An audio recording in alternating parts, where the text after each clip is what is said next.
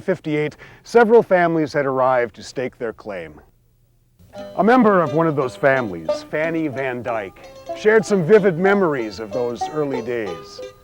The first settlers were the Kinkead brothers, William and Alexander, who came here from Delaware. Then came the Joseph James family from Philadelphia. After them, our family, the Cook family, came in the year 1858. With us came the Bedman family, Mr. Bedman being the first blacksmith here.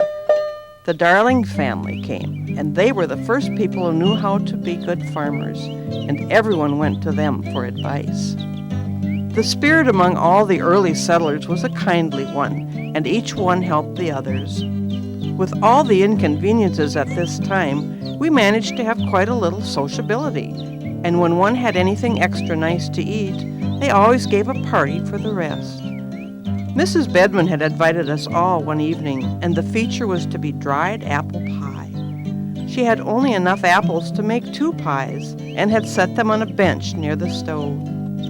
In her excitement and lack of chairs, she sat down on them, much to her sorrow and ours. It was in the spring of 1860 that George Kinkead arrived to meet his brothers in the new town. He staked his claim and began to clear the land to build a home for his children and his wife, Clara Kinkead.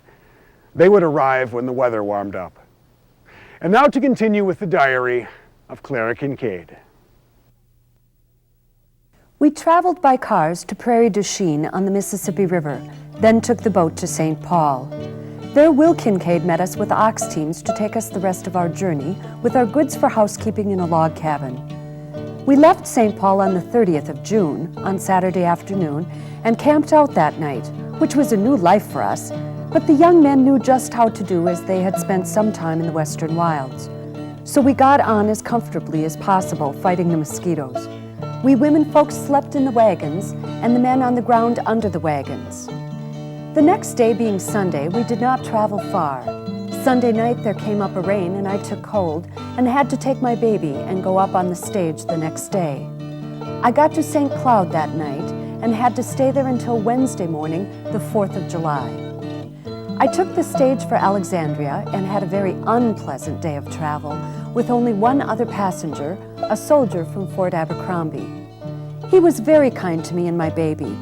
We stopped for dinner, but the road was very rough and our stage driver had been drinking. He drove as fast as he could over hill and dale, and the bridges, which were many, were made of logs of wood laid together, so you know it was pretty rough traveling. We stopped overnight in Sauk Center. There was only one log cabin in that town, but it was beautifully situated on a lake. There was also encamped on the shores of the lake a train of Pembina carts.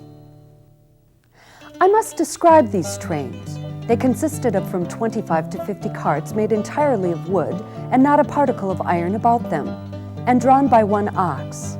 One could hear the creaking of the carts for miles before they could be seen. The train that camped that night in Sauk Center numbered about 30. They brought furs from the far northern parts of Minnesota and from Canada, several hundred miles to St. Paul.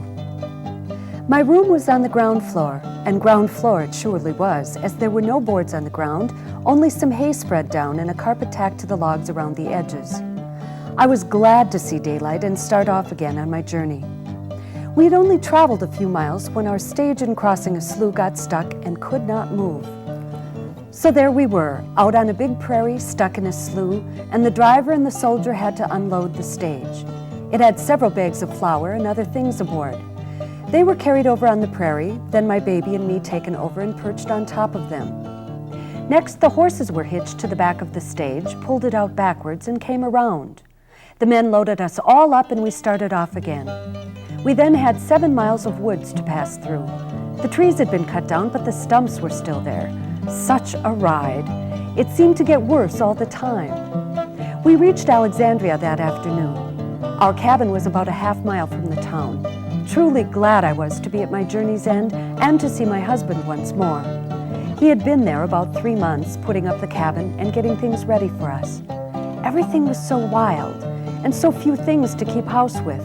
No chairs, only a 3-legged stool, and a homemade table and bedstead.